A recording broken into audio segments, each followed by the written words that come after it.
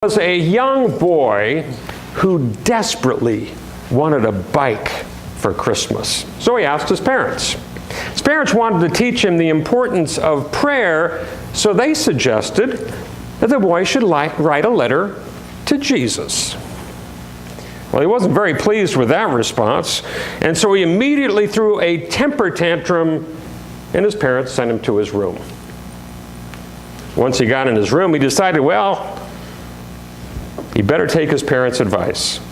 And so he sat down to write a letter to Jesus, and he wrote the following. Dear Jesus, I've been a good boy this year, and I would love a new bike. Can you see if you can arrange that for me? Your friend, Johnny. Well, now, Johnny knew that he really hadn't been that kind of a boy. So he ripped up his letter and decided to give it another try. He said, Dear Jesus, I've been an okay boy this year, and I really, really want that new bike.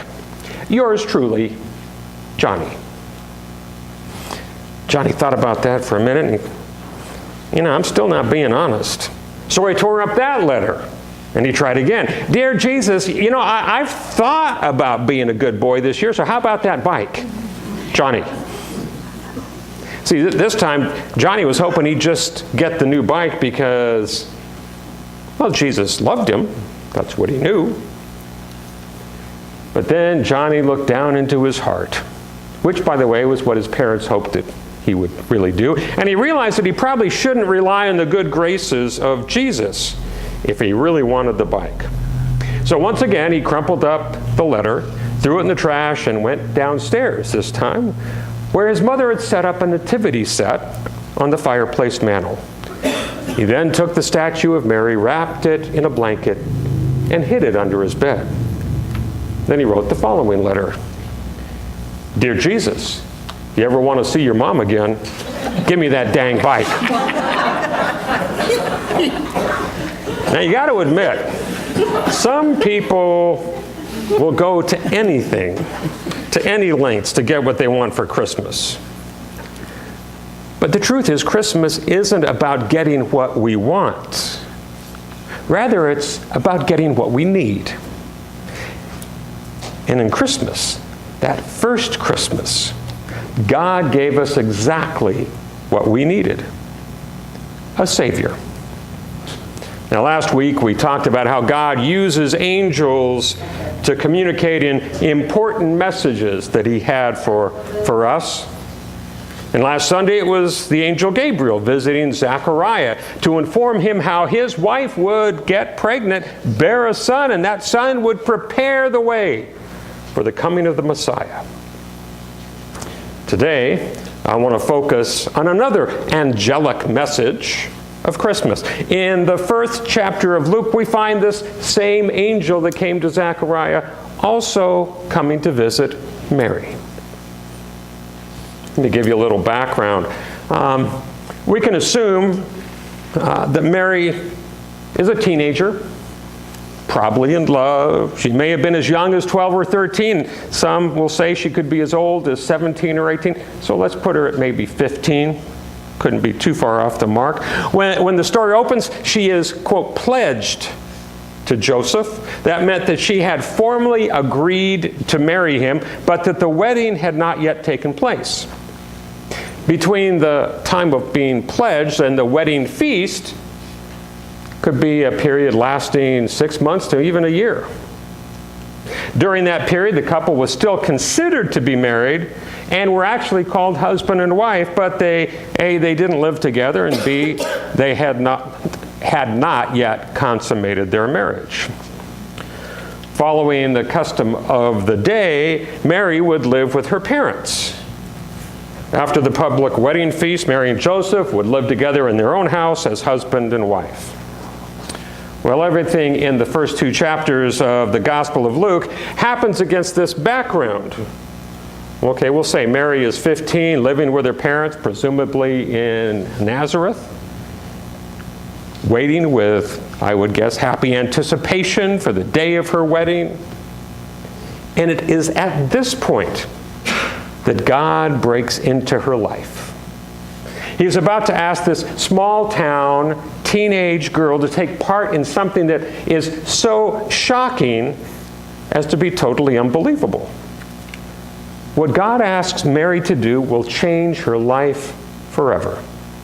So this angel, we're told his name is Gabriel. He appears, probably, I would guess, out of nowhere, and he speaks to her. He says, "Greetings, you who are highly favored. The Lord is with you." I don't know about you, but I'm guessing Mary doesn't really know what to make of that. It's as if someone you have never met comes up to you and says, "Oh, hey, good news, this is your lucky day. God has chosen you for a very special blessing." How would you respond to that? Yeah, right. That would have been mine.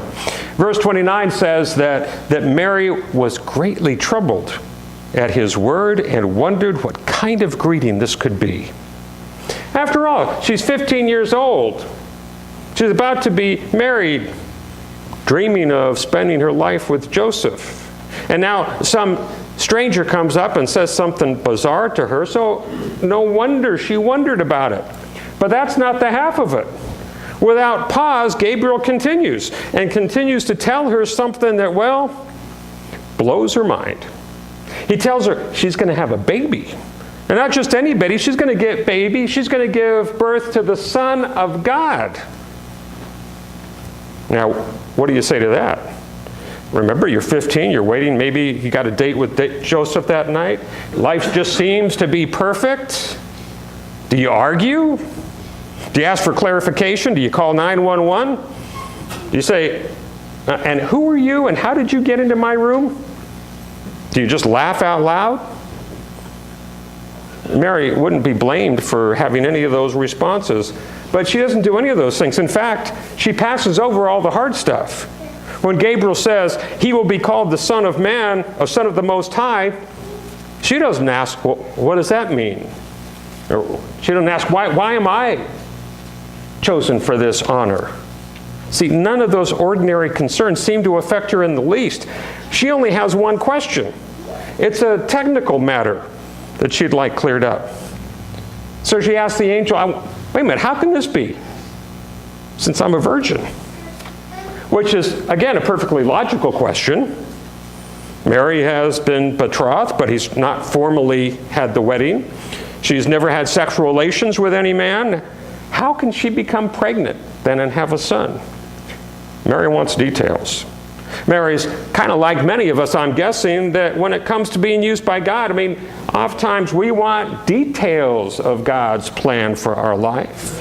We want to know how it's all going to work out. How is God going to make that happen? Gabriel's answer is, hey, don't worry. Nothing is impossible with God. Now, I think it's instructive to note that Mary doesn't doubt the angel's word. Even though it must have sounded incredible, we're led to believe that she believed what the angel said. Her only question was how it was going to happen. In essence, she said to Gabriel, "Okay, I'm willing to do my part, but you need to explain to me how we're going to handle this little problem." That's real faith, isn't it? That's believing the impossible. That's trusting God when the facts argue against it. No hesitation, no how about you come back tomorrow and we'll talk about it. Instead, Mary answers, "I am the Lord's servant. May your word to me be fulfilled." I think without exaggeration, we can call this one of the greatest statements of faith in all of the Bible. And I think we read it so often in the Christmas story that we often forget how great it really is. See, remember, you're 15 years old, much in love, hearing all this from a man, an angel who you've never seen before. But Mary says yes. Yes to God. Yes to the impossible. Yes to a plan of God. I wonder, did her heart skip a beat when she said yes? There she is, head tilted high, hands probably trembling a little bit, wide-eyed, nervous, open-mouthed, questioning, but not afraid, wondering, but not terrified, unsure, but not uncertain.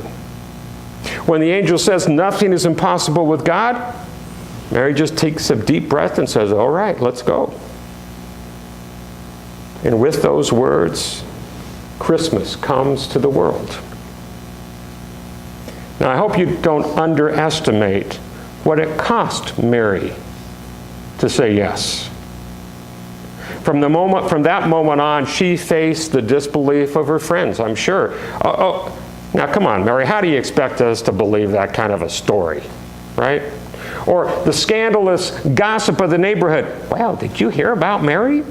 I really thought that they were going to wait until they lived together. Oh my gosh. And the whispers of promiscuity that have lasted 2,000 years. Mary knew or would soon realize that saying yes to God meant misunderstandings, public shame. Gone were her pure reputation and with the dreams of a quiet, happy life in Nazareth. In the future, her life would at times be happy, but it would never again be quiet. And of course, Mary had no way of knowing at that particular time how Joseph would respond to her pregnancy. Would he blow his top and just walk out on her? Would he humiliate her in public? Would he divorce her? Well, as we read the story, Mary had every reason to worry that Joseph might divorce her. He didn't blow his top or humiliate her, but he did intend to divorce her. Only an angel's intervention kept that from happening. So that too must have been on Mary's mind, right? By saying yes, she risked losing the man she was betrothed to. Her whole future was on the line. And all these things were just the beginning. Mary couldn't know what the future would hold. Before it was all over, she would experience heartache, opposition, slander, confusion, anguish, despair, loneliness. And in the end, she would face the greatest pain a mother can endure when she would watch her son die on the cross. Mary couldn't have known all of those things. This is an amazing story, and about an amazing event in history. An angel appears to a teenage girl and tells her she's going to be giving birth to the Son of God. It's an absurd story. It's a story that challenges our naivete. There are even some Christians who smirk when we talk about it, or when they talk about it, as if this is the only story Mary and Joseph could come up with to explain this inconvenient pregnancy. But this is what we believe. God came to earth at Christmas. From his birth to his baptism to his death on a cross. In Jesus Christ, God walked the dusty plains of this small planet and experienced what it means to be human, what it means to have family and friends, what it means to laugh and love and to lose, what it is to suffer and face death. An angel appears to this young teenaged woman and tells her that she will give birth to the Son of God. Years ago, Søren Kierkegaard, a great Danish theologian, explained the miracle of Christmas with a parable. This is what he said. Once upon a time, there lived a king who loved a poor maiden. This king was an all-powerful king. He could choose any maiden in his kingdom for his bride if he wanted. But the maiden didn't really know the king, or certainly didn't suspect his love for her, and this posed a problem. The king knew that if he approached her as king, she would be awed by the differences between them. She might admire him for his power and strength, for his status, But she could never forget that he was the king and she was but a humble maiden. Because he truly loved her, the king wanted her to love him for himself and not just for his power or his status. The king thought, maybe, what if I secretly elevate the maiden to the rank of princess? Then they would be almost equals. But he quickly saw the folly of that approach. I mean, she would obviously see through his deception, and if she didn't, then he feared the transformation might alter her character, and he loved her just the way she was. King grieved. How could he help his beloved to understand him as he wished to be understood, as her lover rather than as her king? Finally, the way became clear. If their union could not be effected through the elevation of the maiden to the king, it must be attempted through the king's descent to the maiden. The king realized he must appear in the likeness of a servant, as one humble enough to serve her. So he clothed himself in a beggar's cloak and went out to meet this maiden. You think she accepted his love? An angel appears to a maiden, tells her that she will give birth to God's son. This was God's way of seeking to woo humanity. God would humble himself and live among us that we might come to know his true nature. God had no desire to overpower us, but to enter into relationship with us. And so God chose this young, small-town, teenage woman, a virgin. Maybe the question for us this morning is, what does God want from us? Does God want total comprehension about the future before we can trust him? Now that's impossible. Besides, it's probably better that we don't know what the future holds. Does he want us to have a full and complete knowledge and understanding, a perfect understanding of the Bible? No, that probably can't be it either, because if that were the case, no one would ever need faith. Do we have to be so spiritually advanced to the point of sainthood? Well, thank God the answer is no there, because very few of us would meet that qualification. So what does God want from us? I think it's very simple. He wants the same thing he wanted from Mary. Simple faith that he will keep his word in unlikely and unexpected ways. So may each of us embrace that faith, and may it lead us through this Advent season and beyond. Amen.